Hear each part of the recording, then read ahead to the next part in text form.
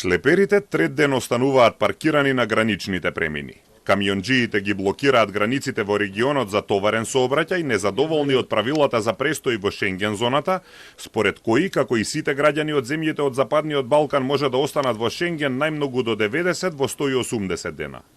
Велат, ние не одиме во Европската Унија туристички, туку работиме. Ако половина од времето не може да работиме, бизнисот ќе пропадне. Најавено е дека на протестот ќе се придружат и меѓународните автобуски превозници, чии возачи исто така се засегнати од правилата. Бараат од Европската комисија да направи исклучоци за нив.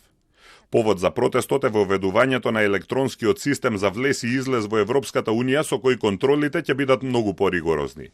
Правилото 90 од 180 дена важеше и досега, но ако претходно граничните службеници во Европската Унија требаше да им ги бројат печатите во пасошите и поминатите денови и често им прогледуваа низ прсти, сега системот, кој треба да стапи во сила од 10 април, веднаш ќе ги регистрира пречекорувањата. Дополнително, со влезот на Хрватска, Бугарија и Романија, Шенген зоната сега е многу поголема.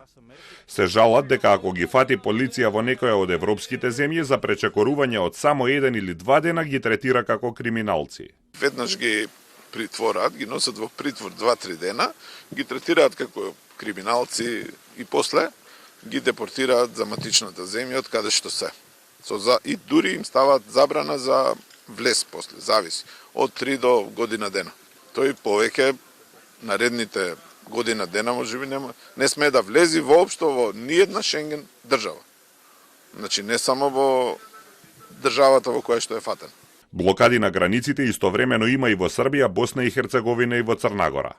Камионџиите сметаат дека ако правилата не се сменат, тоа ќе значи колапс на транспортниот сектор во регионот, но и огромни последици по целата економија.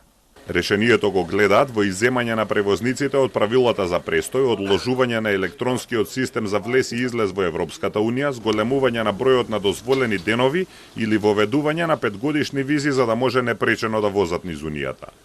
Според проценката на српските стопански комори, штетата на балканските економии од блокадите се проценува на 100 милиони евра дневно.